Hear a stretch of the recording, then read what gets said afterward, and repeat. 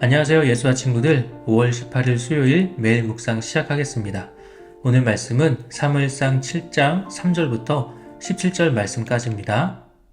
사무엘이 이스라엘 온 족속에게 말하여 이르되 만일 너희가 전심으로 여호와께 돌아오려거든 이방 신들과 아스타롯을 너희 중에서 제거하고 너희 마음을 여호와께로 향하여 그만을 섬기라. 그리하면 너희를 블레셋 사람의 손에서 건져내시리라. 이에 이스라엘 자손이 바알들과 아스타롯을 제거하고 여호와만 섬기니라. 사무엘이 이르되 온 이스라엘은 미스바로 모이라. 내가 너희를 위하여 여호와께 기도하리라. 그들이 미스바에 모여 물을 길어 여호와 앞에 붓고 그날 종일 금식하고 거기에서 이르되 우리가 여호와께 범죄하였나이다 하니라. 사무엘이 미스바에서 이스라엘 자손을 다스리니라. 이스라엘 자손이 미스바에 모였다 함을 블레셋 사람들이 듣고 그들의 방백들이 이스라엘을 치러 올라온지라. 이스라엘 자손들이 듣고 블레셋 사람들을 두려워하여 이스라엘 자손이 사무엘에게 이르되 당신은 우리를 위하여 우리 하나님 여호와께 쉬지 말고 부르짖어 우리를 블레셋 사람들의 손에서 구원하시게 하소서 하니 사무엘이 젖 먹는 어린 양 하나를 가져다가 온전한 번제를 여호와께 드리고 이스라엘을 위하여 여호와께 부르짖음에 여호와께서 응답하셨더라. 사무엘이 번제를 드릴 때 블레셋 사람이 이스라엘과 싸우려고 가까이 오매 그날에 여호와께서 블레셋 사람에게 큰 우레를 발하여 그들을 어지럽게 하시니 그들이 이스라엘 앞에 패한지라. 이스라엘 사람들이 미스바에서 나가서 블레셋 사람들을 추격하여 벳갈 아래에 이르기까지 쳤더라. 사무엘이 돌을 취하여 미스바와 센 사이에 세워 이르되 여호와께서 여기까지 우리를 도우셨다 하고 그 이름을 에베네셀이라 하니라.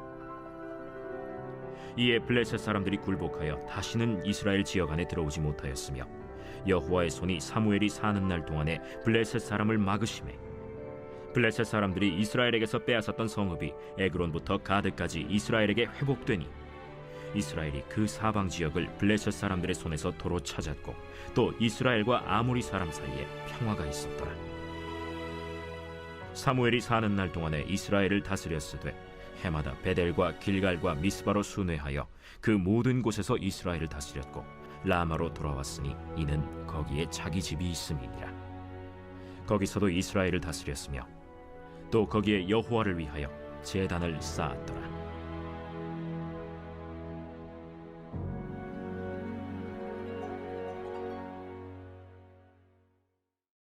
아멘. 네, 오늘 말씀에서 다시 사무엘이 등장하게 됩니다. 사무엘이 오랫동안 이 불순종 가운데 빠져있던 이스라엘 백성들을 향해서 이렇게 외치죠. 다시 하나님께 돌아오려거든 이방의 신들을 다 버리고 하나님만 섬기자라고 이렇게 외칩니다.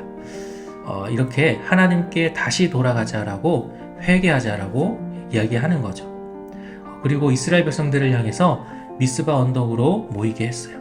그곳에서 이스라엘 백성들은 하나님을 향해 물을 길어다가 부었어요. 이것은 특별한 뜻이 있는데 자신의 모든 마음을 하나님께 드리겠다라는 거예요. 내 모든 마음을 하나님께 부어드리겠다라는 그런 의미죠. 자, 그리고 나서 다 함께 금식하면서 하나님을 향해 회개의 기도를 올려드리게 되었어요.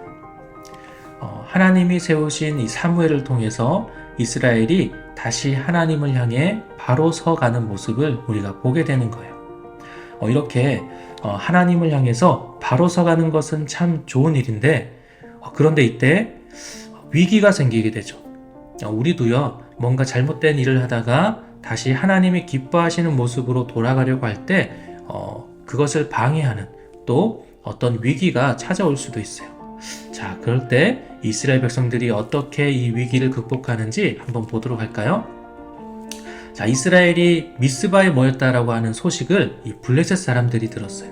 자, 그래서 이 블레셋 사람들이 미스바에 모여있는 이 이스라엘 백성들을 향해서 공격해 들어온 거예요. 지금 이스라엘 백성들은요, 무기도 제대로 없는 상황인데, 게다가 싸울 준비도 전혀 안 돼 있었어요. 또 더 큰 문제는 지금 이스라엘 백성들은 뭘 하고 있었죠? 네, 금식하면서 회개하고 있었어요. 아무 힘도 없는 상황이죠. 아무것도 먹지 못한 상황이에요. 이때 이스라엘이 할 수 있는 것이라고는 하나님을 의지하는 것밖에는 없었어요. 자, 그래서 사무엘이 하나님께 제사를 드리고 이스라엘을 위해서 하나님께 부르짖었죠. 자, 그러면 어떻게 되었을까요? 하나님이 도와주셨을까요? 도와주시지 않았을까요? 네, 당연히 회개한 이스라엘을 도와주셨겠죠. 하나님이 블레셋 군사들에게 큰 우레를 내리셔서 블레셋 사람들이 우왕좌왕하는, 정말 정신을 못 차리는 그런 상황 가운데 있게 되었어요. 자, 이 기회를 틈타서 이스라엘 백성들이 블레셋을 물리칠 수 있게 된 거죠. 자, 그리고 자신들을 인도해 주신 하나님을 기억하면서 이 에베네셀이라고 하는 이름의 돌을 세우게 돼요. 에베네셀은 도움의 돌이라는 뜻이에요. 하나님이 우리를 도와주셨다라는 그런 의미겠죠. 자, 이 여세를 몰아서 이스라엘이 그동안 블레셋에게 빼앗겼던 이 땅들을 다시 회복하게 되었어요. 자, 이렇게 하나님이 세우신 사무엘, 하나님이 아주 어릴 때부터 이렇게 어떤 계획을 가지고 꾸준하게 교육시켜 왔던 이 사무엘을 통해서 이스라엘은 조금씩 하나님께로 돌아서게 되었어요.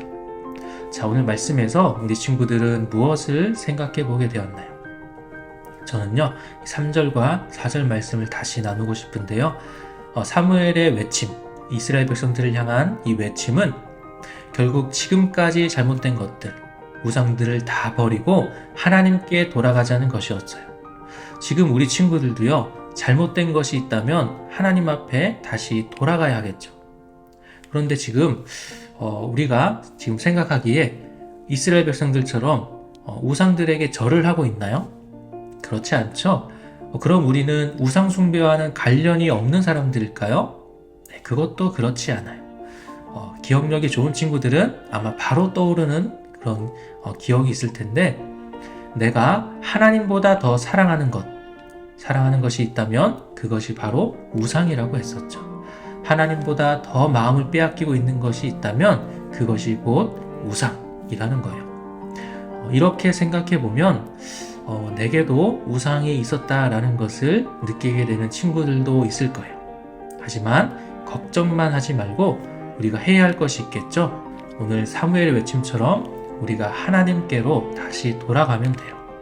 하나님, 제가 하나님보다 더 사랑하는 것이 있었습니다. 용서해 주세요. 이제는 어떤 것보다도 하나님을 가장 사랑하는 제가 되게 해주세요. 라고 기도하는 시간 가져보는 건 어떨까요? 네, 오늘 말씀 여기까지고요. 내일 다시 또 만나도록 하겠습니다. 안녕.